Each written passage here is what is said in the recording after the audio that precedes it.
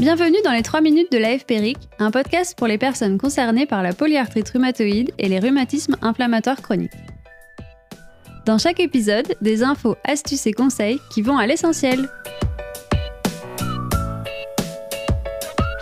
Aujourd'hui, dans notre série Patient-Acteur, Mélanie Vaucheret, psychologue clinicienne, nous parle de l'accompagnement psychologique parfois nécessaire lorsqu'on souffre d'un rhumatisme inflammatoire chronique.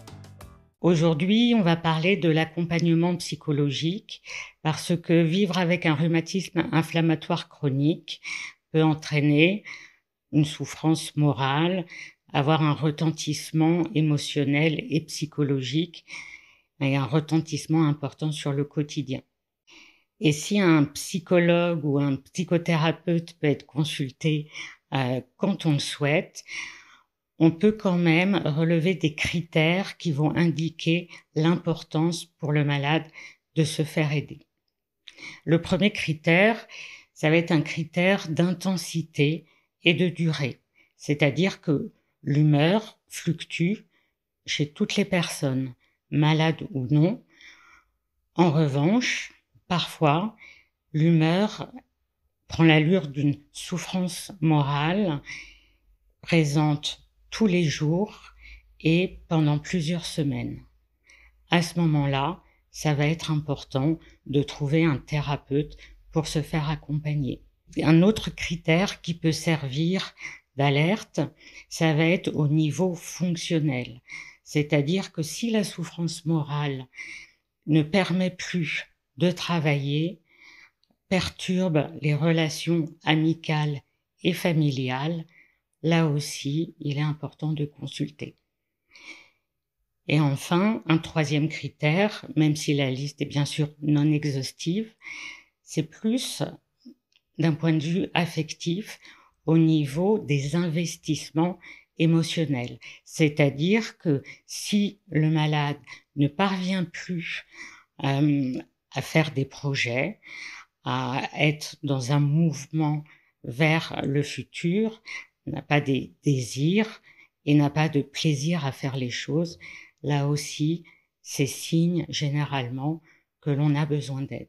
Qui consulter? Le psychiatre est médecin et à ce titre, il va pouvoir prescrire des médicaments, ce qui va être notamment important peut-être dans les souffrances morales très importantes.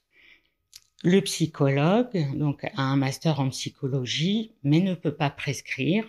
On trouve aussi les psychanalystes qui, eux, peuvent avoir une formation. C'est une orientation particulière, une méthode thérapeutique particulière en psychothérapie. L'accompagnement psychologique peut se faire en institution comme à l'hôpital, peut-être que vous pouvez demander, notamment dans le service de rhumatologie, s'il y a des psychologues qui peuvent prendre en charge des malades. Sinon, les consultations se font généralement en libéral. Et là, le psychologue peut avoir différentes techniques à son service. On a vu notamment la technique psychanalytique, mais se développent aussi les thérapies brèves, le MDR, les thérapies comportementales et cognitives. Mais il y a aussi peut-être d'autres façons de trouver du soutien, notamment auprès des associations, des groupes de parole. Aujourd'hui aussi, on entend beaucoup parler de l'éducation thérapeutique du patient, où il peut y avoir des psychologues ou en tout cas sont organisées des rencontres avec d'autres malades et de pouvoir rester en lien, de pouvoir parler de ces difficultés avec des personnes qui connaissent la maladie peut aussi beaucoup apporter. L'aspect financier peut être un frein pour démarrer une psychothérapie. Il existe des dispositifs différents. Alors, normalement, un psychologue, généralement, va adapter ses tarifs aux moyens du patient. Ce n'est pas toujours le cas, mais ça mérite d'être discuté. Vous pouvez vous renseigner sur le dispositif Mon Soutien Psy, où des séances sont financées par l'assurance maladie et votre complémentaire santé. Et vous pouvez également vous rapprocher des CMP, centres médico-psychologiques, qui peuvent également prendre en charge pour des psychothérapies. Pour trouver un thérapeute, alors vous pouvez regarder sur Internet, bien sûr.